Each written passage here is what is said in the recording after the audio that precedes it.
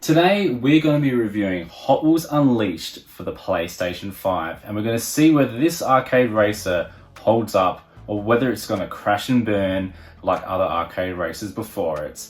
So with that being said, let's jump in and check out my review for Hot Wheels Unleashed on the PlayStation 5. Hot Wheels Unleashed campaign hits the road with a city rumble. A big map with quick races, time attacks, boss races, and even secrets. Most secrets unleashed by completing events with a certain vehicle. An example of this, a really fun one, using the Buns of Steel with the best in the City Rumble. The Hot Wheels vehicles have been authenticated to their real true scale. You can be racing in one level, going underneath chairs, to another level, trying to dodge a real size basketball, I kid you not. And it's just that real sense of feeling like you're inside this little model car racing around a house. I just love that to bits. The game's vehicles lean to a more modern released Hot Wheels toys and re-release castings of the past. There are a good number of real road vehicles if you're not a fan, guys, of the toilet-based vehicle, the hot seat, but it is pretty cool. TV-based vehicles are a real treat in this game, with one of my favourites being here, the Time Machine, the DeLorean. I mean, who doesn't like these movies? If you don't, you're not a friend of mine, but no, in all seriousness, this was definitely my favourite car within the game. Now, the game's vehicles can be purchased in a number of ways. The most common way you're probably going to be buying the cars is through loot crates. Now, before you turn around and say, piss off Russ, I'm out of here, sorry mate, so I'm going to have to click out of this video. Don't, because I can tell you guys that thankfully cars can be purchased with the in-game credits. The main way to earn some really good credits for opening the loot boxes themselves was through completing set events in the main map of the game. Now, I must say guys, my biggest pet peeve with the loot boxes would have to be the fact of opening the same car over and over and over again, and it made it a little bit frustrating at times. Now, you could buy cars via the store part of the menu, but the problem here was that it would only show up 5 cars at a time, and it would only refresh once every hour. And you also had the fact of you might already have all of those 5 cars, so that really wasn't too helpful there. But I'd often find myself having a little bit of a quick look in there and buying cars which I didn't own. I personally think that the loot boxes, if they do make a sequel to this game, which I'm sure they will, because for me it looks like it's been quite successful for them, especially in regards to DLC, that instead of having loot boxes, they should have it where you can earn that certain cars are worth a certain amount of credits. So especially for like rarer cars, there might be, say, I don't know, just throw this out there, 20,000 credits to unlock that car, and it might take you quite a long time to get to that.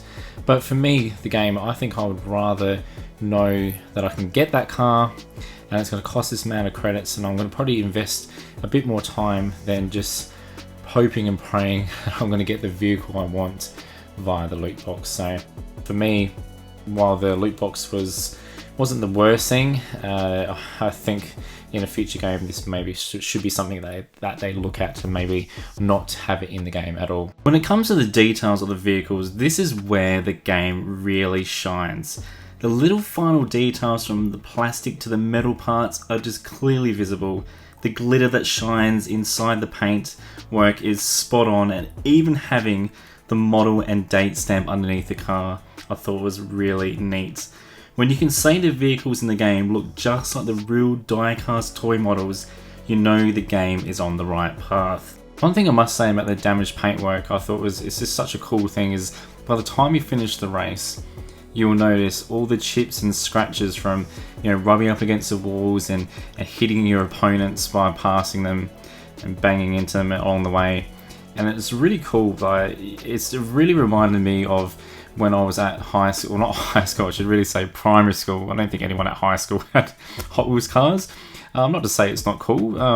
I still have Hot Wheels cars now, so I'm not paying out anyone who takes Hot Wheels cars to high school. But saying that, when I was in primary school, you would know the kids that would not have any care in the world for their Hot Wheels cars would have all the chips and scratches. I was one that was a little bit of a perfectionist and liked to keep my cars in good nick, so it was always a no-go zone for anyone wanting to borrow my cars. It was like, you can look at my Hot Wheels cars, but you cannot play with them. Anyway, we're digressing. Let's get back onto the topic of the review. The realism transfers onto the tracks themselves, with the track pieces looking like the real deal clipped together pieces. Stunning backdrops are a common theme throughout the game, like the library area where you get to drive your way through bookshelves and passing the odd large scale book. All this making me wish I could have set up something like this in my school back in the day. Not sure though, guys, that the teachers would have approved on that. Really backing up the visuals here, we have the lighting effects within the game. And this is another area that the game gets that big positive tick. Sunset Drive is a level which I recommend you play. It's super fun, but this is a fun example where lighting is applied really well when you're going out to the outside part of the track where that's open to the elements and that sun is beaming in, and it's actually very bright as you go through the area, and then you see the little bits of glimmer of the light coming through little cracks in the track, and I just thought that was really neat. And you can just imagine yourself, if you know you're in that hot seat, you're like a little version of yourself in that car.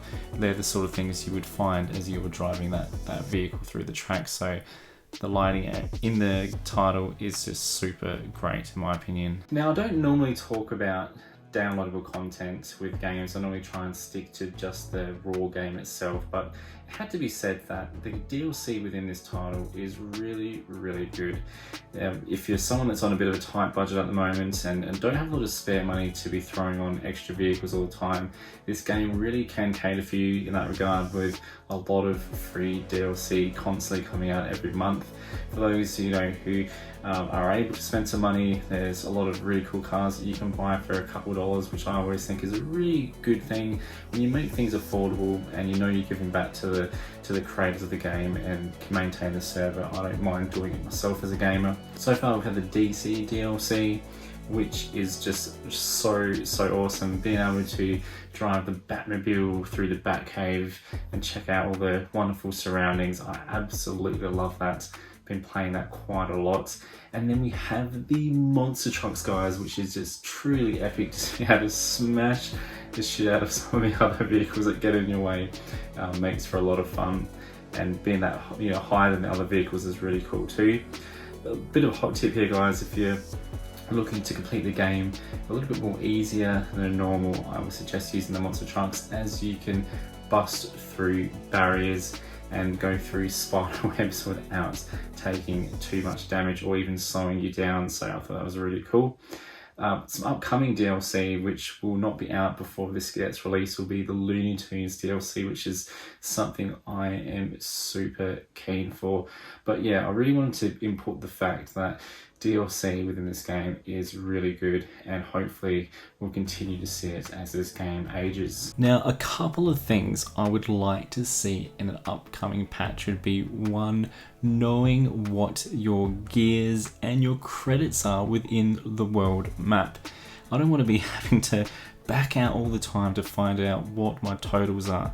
You just want to be able to go in there and finish a race and be able to jump straight into the next race knowing that what your totals are. If you're looking to try and save up your credits or get a particular amount of gears in order to purchase or upgrade a vehicle, you want to know that that's there in front of you and you can see it clear as day. The other thing, and this really surprises me being a bloody racing game, is not having best lap times, and for that matter, not knowing what your lap time is when you're doing the racing events. I mean, they're only a 3-lap race, but for me, knowing what my top lap time is just so crucial for me improving and wanting to get better. And I'm probably going to invest a lot more time in the game knowing what my top lap time is. And yeah, you just need to know this information when you're in racing games. I mean, I might be wrong. Tell me in the comments if you think I'm just being a little bit picky here, but that's something I think really should be added in an upcoming patch. Now, I can hear a lot of you guys out there asking, Russ, what is your favorite level within the game? Now, if you forced me to sit down and pick a level, because there's so many damn good levels in this game, I would have to say the Haunted House. I just love the overall look and design of this level, but those little green slime-like monsters, ghosts I should say, that you go up against that just pop out of the ground really reminded me of Ghostbusters. So for me, I thought that was really cool, and that would have to be my favourite level. The game's handling is really top notch. There's such a great sense of speed, especially when you're using the boosting pads, making for some real fun racing. The way you build your boost bar really quickly, guys, is through drifting, which is another fantastic ability, which is nothing new to racing genres, but this really does feel tight and responsive. And you get that real sense of enjoyment when you're linking up drifts and then boosting out of the corner. I just absolutely love that rush. Okay, you guys know I'm a big fan of music within games, and you have to have that connection with the music, with the game, to make it an overall fun package. Well, unfortunately, unless you guys are into your 70s porn music, which I'm not, I can honestly say, you're not probably going to enjoy this too much. It's not the worst, but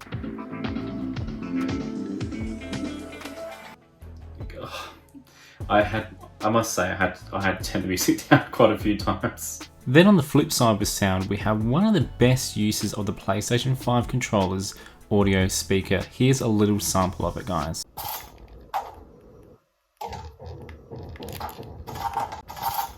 Just something I thought was really cool and thought was worth sharing. Now, for those wondering how online plays, guys, trust me when I say this, it is a lot of fun.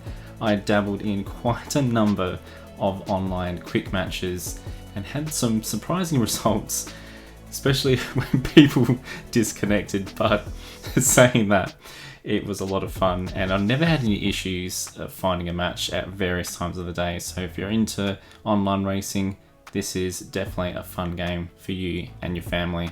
A great feature in the game, which gets a huge tick from it, is the track editor, allowing you to make your own tracks where you can upload it for other people to race on, adding things like boosters and obstacles that can get in the way. You can create to your heart's content.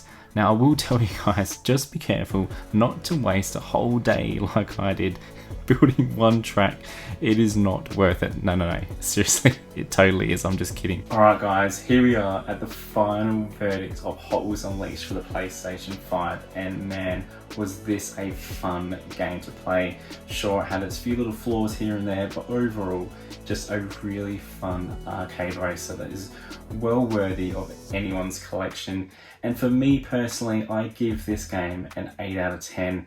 It has just brought me so much joy. And you know, this is a game that my good friend Victor and Elliot, who come over from time to time, we love getting this game out and playing it. It is just such a good laugh, especially when you've got, you know, your drinks, your sorted sweets, of course, and you know, it's just a lot of fun. It's just really good. So do yourself a favour, get on eBay, get on Amazon, take your dog for a walk down to the local shops, or if you've got a car, drive down there, or whatever you need to do to go out and get this game, because it should be in your PlayStation 5 collection, and if it's not, well, you're missing out. Thank you so much to everyone who has continued to support the channel. It's much appreciated. And for everyone who's subscribed, you know, I can't thank you guys enough. This is something I love doing reviews. And I can tell you now, guys, the next review, I know a lot of people have been asking for this. We're going back to Halo. I know, how exciting. And we're going to be doing Halo 3, which I know from what I've heard is a little bit up and down. I've never played it, so it's going to be an absolute hoot. Alright guys, I'm Gundamruss Gaming. Thank you very much for watching, and as always, don't forget to subscribe, fools. See you later.